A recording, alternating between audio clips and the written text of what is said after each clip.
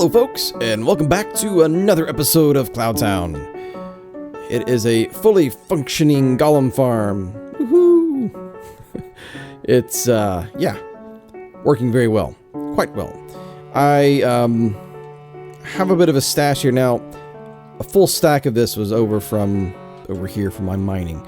So, don't let that fool you. Maybe another 11, but I've got a good solid 28 to 30 blocks here that I've been able to produce so far.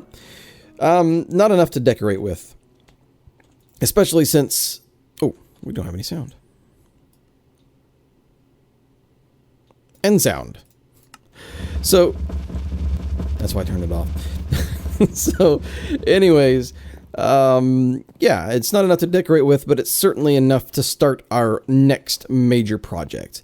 And it's probably not going to be something that we accomplish in a day. It's going to be another two-parter, probably, depending on how interesting it is. We are going to be making our automatic brewing system. It is going to be a single stand unit, at least for now. Certainly the potential to have more, but the design I chose, or I chose to base my design off of, it's basically, it has the ability to be refilled or sort. It has a small sorting system attached to it, and it uses a timer, and so it will have basically where you have potions that come out every, well, as often as you need it to, every cycle. And it presented a few problems, and we'll probably try to tackle those as we go. One of the biggest problems that we have is gunpowder. Well, what do I mean by that? So let's go over here and take a look at this, so I can give a bit of a demonstration. So here is our current little limited system here, and so you put in, you have your water bottles, and you put in your nether wart, so you get awkward potions, because you can make all, if not, I think just about every potion in the game using awkward potion. And then you put in your main ingredient, and then you put in your enhancer ingredients. You put in either glowstone or redstone, and then to make it into a splash, well, you add gunpowder. The issue is, well, I don't necessarily always want a splash potion. As a matter of fact, I've only made a couple. This is mainly for making our villager infinite breeder, and then I think I was just messing around with these one day. But most of the time I use the reusable kind, because I like to not waste the glass if I can help it. And so setting the timer up to also at least potentially include it'll come to me gunpowder. There we go. To include the gunpowder, well, it's extra time, and so it really isn't a huge deal. But the perfectionist in me wishes I could have a variable timer. But at this point, I just thought of one idea. So one idea would be, so your basic hopper timer. See if you have enough to do I was doing some experimentation with sensing what's in a furnace, which we'll get to that another day. So do we have any hoppers? We do not. And I don't want to steal these. So basically what it is your hopper timer, you have a hopper pointing this way, another hopper pointing this way, and then the items go back and forth. Well, you could potentially, add from one side and then pull from the other. That's one idea, but it's still problematic. It's still definitely problematic. So we probably won't be able to sense the gunpowder. Probably just have to time our brewing stands so that it expects 4 ingredients. I'm not going to have a big system with one row of brewing stand, or sorry, one row of chests for one type of potion. We're just going to have one pretty sizable structure. So I need to use my iron that we've been gathering here to make lots and lots and lots of hoppers. Hoppers is definitely the primary ingredient. So I don't know, we may not even have enough. I'm not sure. I mean, it takes 5 iron per hopper. And, well, you'll just have to see. So I'm going to make a bunch of hoppers, and I think... Okay, one of the things I do like about Minecraft is I don't feel things are permanent. I'm thinking I want to put it on this little guy right here. This little cloud. And I think it will fit just fine. And so I'm going to go ahead and start laying it out, and then make a little progress, and then let's just see where I'm at. It is a few hours later, and I decided to do this. Oops, too far. So, yeah, after looking at I'd created this thing in Creative, my little test sandbox that I use, and all of these clouds were wholly unsuitable. So I decided to make a new one. It is a 24 by 24 in disguise. Thought I'd make it a little more fancy.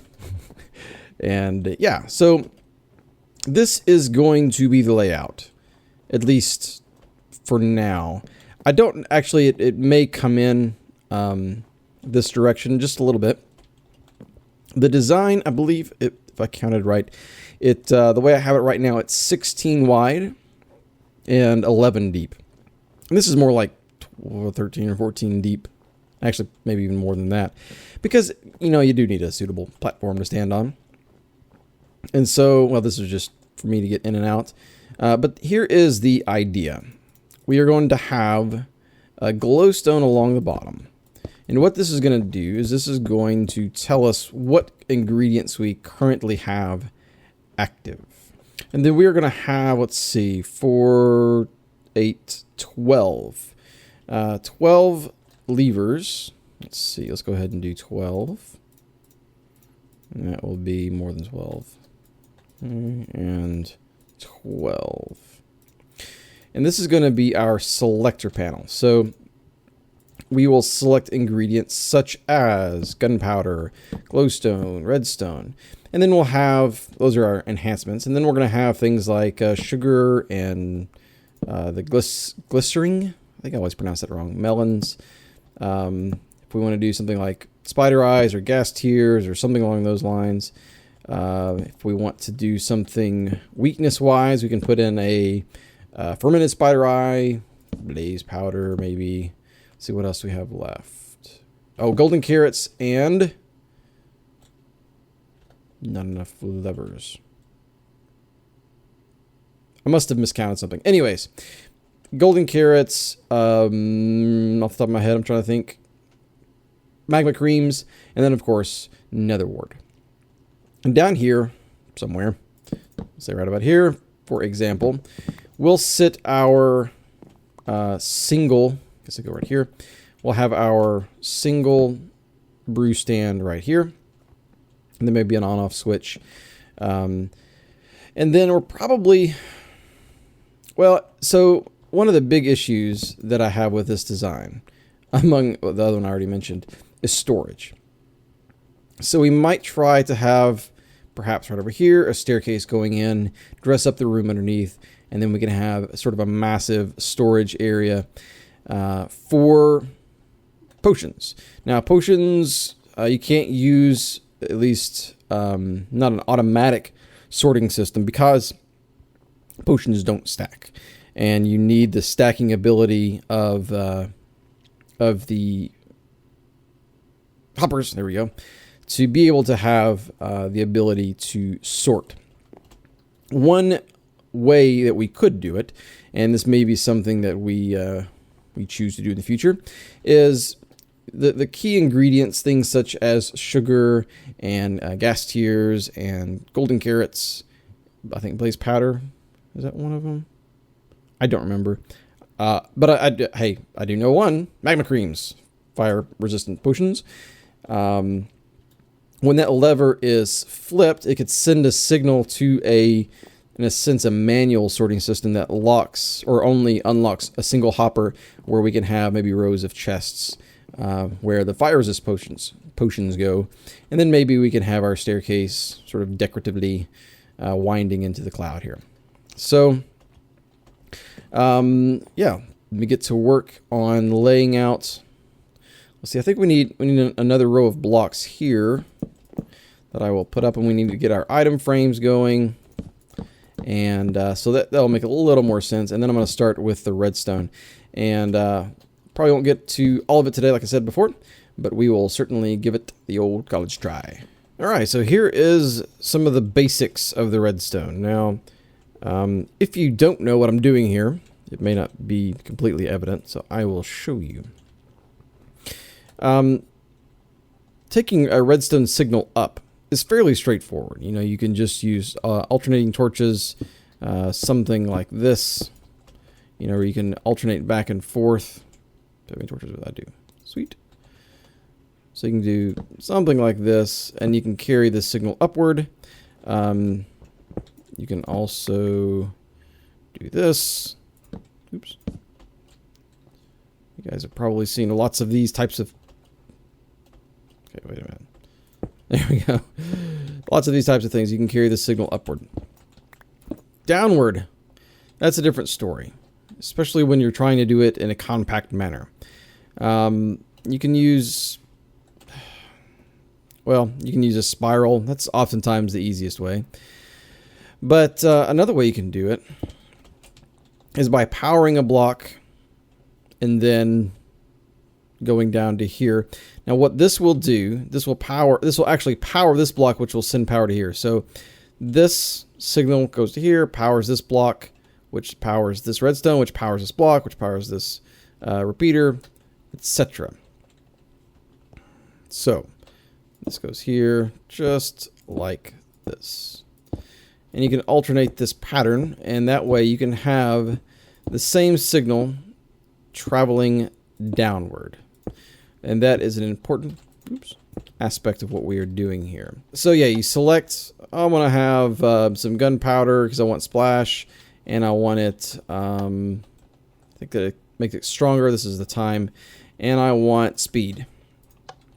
And then this is, I'm missing my nether wart. You flip these, don't do that. Hit this lever, and the thing starts processing, and it'll make tons and tons of potions until you put a block there again. You say stop. I'm holding shift. That's my problem. And I added these above it. This is going to tell us when these selected ingredients are out. So what we're going to have to do is select which ingredients are entered into the, well, it's going to be a hopper stream. I'm using that in quotes, but you can't see my fingers. It's a hopper stream, or a string of hoppers, or a line of hoppers, however you choose to visualize it. That is what is going to be going in this direction. So what we will also have is the ability to tell us when these are out, and we will know these are out when the droppers, which drop upward, which will be along this row here, right here. Oops. Are you superfluous? Why are you here? Not sure. We may be able to take this one out. Well, so yeah, this one's needed, but this one's not. Anyways, so the droppers, which I haven't brought over here yet, will go right here. And they will drop up into hoppers going that direction. And so to be able to select them, we are going to have let's see, right here. Okay, so this is going to be redstone. So we're going to have this is going to go down one more time. And on top of this, we'll have the, right here, we'll go a repeater. And this repeater will power a piston. And that piston will either make the connection, close the redstone signal, or open it, to use some electrical terms. In other words, complete the signal, allowing the dropper to be activated. The piston will sit here and go, oh, you want this ingredient? Stick up. And then as the redstone pulse comes through, it will tell our dropper, which will be here, to drop up into our hopper stream. If that doesn't make sense, it will, hopefully, shortly. Okay, so here it is in action. So this allows for us to have a single piston selected. So we maintain separation using alternating torches and repeaters, and we can select which block we want to use to have the signal pass through. So in this situation, it's going to look something like not that. Yep, and take you away. Okay, and so then we're going to have a repeater here and a repeater here. And then our signal is going to be pulsing. Now we're going to have a bus line through here where our redstone signal keeps pulsing over and over again. And if we want nether wart, we'll do that. And that will not work because I did not set up the demonstration correctly. Fail. Okay. Book. And book. There we go.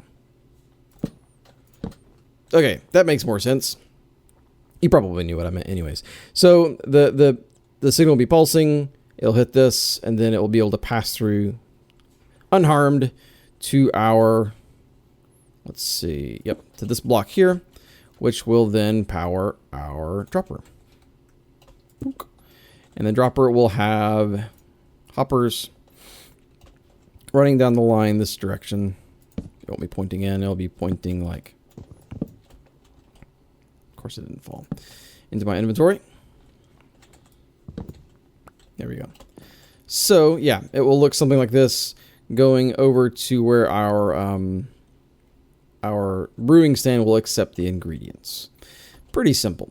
So I'm going to finish working on this section, and then we're going to work on, I'm going to put the hoppers in place, get the droppers in place, and we're going to work on our signal to let us know when we need, well, I need some more comparators, when we need to add ingredients. Okay, so we're going to have to imagine the comparators here for a moment.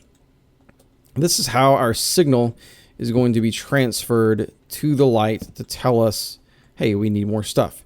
Now, normally we are going to have things in the droppers. And so by default, these lights will all be on. So we're basically, all we're doing is continuing the signal. So this is going to give us a signal, which will then turn this off, which will then turn this on. And the way we will handle the rest of this is simply by putting, not a hopper. Why do I keep doing that? Let's try that again. A block right here. And instead of putting redstone here, we will put repeaters on top. And that will then take the signal that goes to here will have a piece of redstone. Let's see, probably need a little bit more. So the comparator will be coming into this block, which will then power this, which will then power a repeater, which will then power the block, which will then power the light. A lot of chaining of power. So you go here and here. Yep, and then we'll have reds not there. Here, here, here, here, and there, and there. And you need a block. Okay, so it may not make complete sense. Well, hopefully it does. Comparator sends power to here, which turns this off, which turns this on, which then in turn turns on our light. So as soon as I get all of the comparators and repeaters that I need, which is going to take a little bit more resources, we will have all of these lights on because there's nothing in here. And so then after that, we will work on our sorting system. So I need to have repeaters here and here. Did I mention this is a really expensive build? I mean, relatively speaking, it's a resource-heavy build. It's a lot of hoppers, so a lot of iron, a lot of wood to make the hoppers, and then also a lot of repeaters. I've already been through, well, you can imagine, I've been through quite a few repeaters already. Thankfully, I already have these droppers made, so that's not a big deal. So let's see, what do we want to do next? We want to do the filter. system next. And then we're going to have to, my compactness is going to be challenged here. I may have to have this go out just a hair. We might even have it exposed to look, it might look sort of cool, because we need an item elevator to send up. We'll have a chest probably right under here, maybe right here perhaps, and it will send items over, and then have a clock underneath that then uses upward facing droppers to put all the items into our hopper stream, which will then carry things using a filter that we're going to build right now. So would you believe that my main bottleneck right now is smooth stone? So I'm cooking some right now. So here is the sorting system, basically, right? The we're going to need another. So yeah, so this will go down, and then we're going to have one more row on top.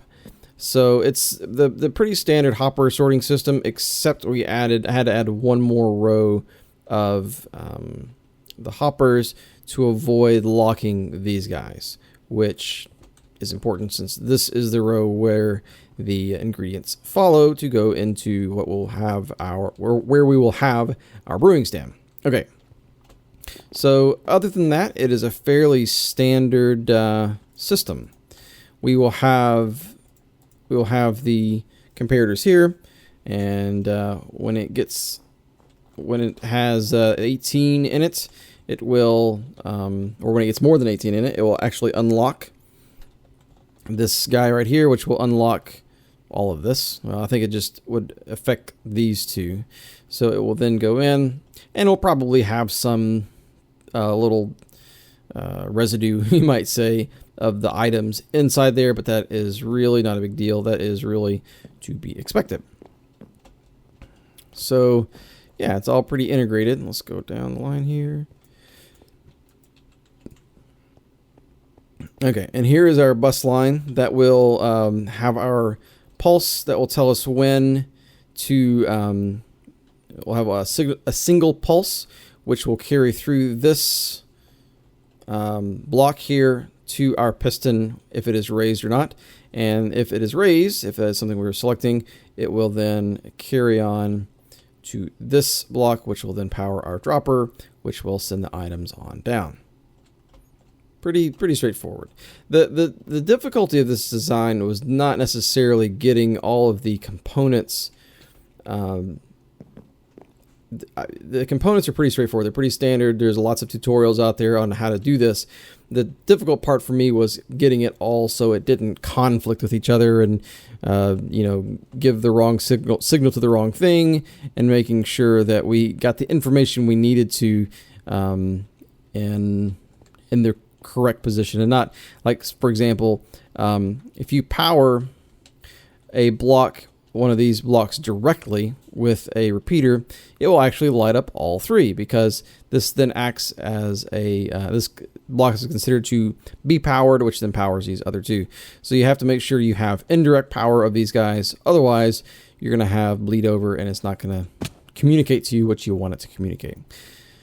So okay, so yeah, I'm gonna let the smooth stone cook a bit more, and then we'll get the comparators down. Am I finished with repeaters? More or less. Yeah, so we'll have comparators here, and then we'll probably put some ingredients in and see how it goes with the with our signaling system here. So I've been breeding my cows. And that looting sword, man, I have so much steak. It is not even funny. I'm set for some time. And I've sort of stopped breeding them. I just left 4 on one side and 4 on the other. Okay, so here it is. Work in progress. But I have added some ingredients. As you can see, the light is on for some of these guys. And that means that we have some things in our droppers. Now, we don't have anything in our filter hoppers just yet. I wanted to sort of finish that up. I believe that our smooth stone is no longer the bottleneck, so that's a good thing. And I believe earlier I said there was going to be one more row of hoppers, and obviously that's not correct. So You go here, and you go here. Come to me. All right, well, you know, I'm thinking that this is going to be a good stopping point for today. I don't really know. I haven't really checked the time. I don't know how long this episode is going to be, but it is late because I had to build this island. I was hoping that I could, like I said before, fit it over on one of these guys, but it was not to be. So, that was a bad jump. I hope the build makes sense to you guys. It's sort of, it's not necessarily complicated. It's just sort of, there's a lot to making sure they're tiled and that we don't mix our signals. But our filter system, all we need now really for it is to actually get items and the filters, which I believe go in this one right here, if I remember correctly. We do something along these lines. Oops. Oh wait, yeah, that doesn't work. Stacks of, if it stacks in 16, well, it works. It's just normally you have, I think it's 21, 22. I believe normally 18 items go there. I guess you can do that with, let's see, let's use this guy. Normally you do something like this. Not at all like that. There we go. That's what you normally do. And so then items that come along, if redstone were to come right to here, they would go here. Did I put that in the right one? Yes, I did. Cool. So they're going to be dropping into here. Right there. Well, they're already there. At least I'm assuming that's the case. Unless I set up something wrong. Yeah, I'm pretty sure, because I had like 36 or some strange number in there. 64 will be fine for now. So yeah, where do we put our snowballs? What? Okay, that's that. That's correct. Are snowballs over here? Yeah. Okay. Well, yeah, it didn't work because I didn't have my filter set up. Anyways, yeah, that's going to be another episode.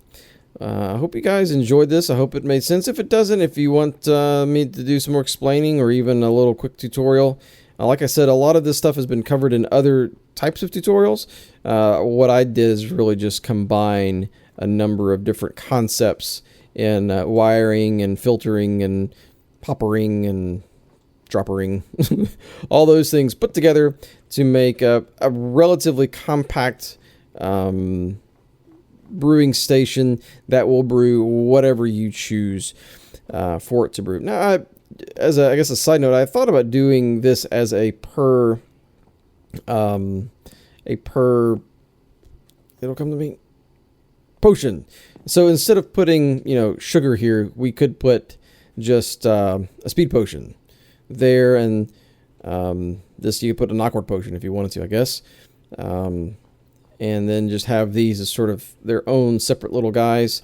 Maybe even mark it with a different kind of color. I might even come back through and take out the spruce wood and put something different. I'm not sure. And this is also going to allow us to expand if we were to choose to, say, do 2 of these. But what we'd have to set up is a double pulse. Whenever the clock ticked, which we'll be setting up over in this space here, we could have a monostable or like a one tick pulse that you can easily, actually fairly easily set up a delay on that pulse so that you get a 2 1-tick pulses in fairly short succession, and that should trigger our droppers twice depending on the delay. Sometimes one of the aspects of these repeaters is they act as signal smoothers, so to speak. If there's any sort of jerkiness in the signal, oftentimes they can be filtered out if you don't have enough delay between your 2 pulses. So you'll have to watch out for that. But anyways, I hope you guys enjoyed this episode. I'm looking forward to how this build is progressing, and I'd like to be able to finish it off sometime soon and get our brewing underneath working as well. So yeah, I hope you guys have a good day, and I'll see you all again next time.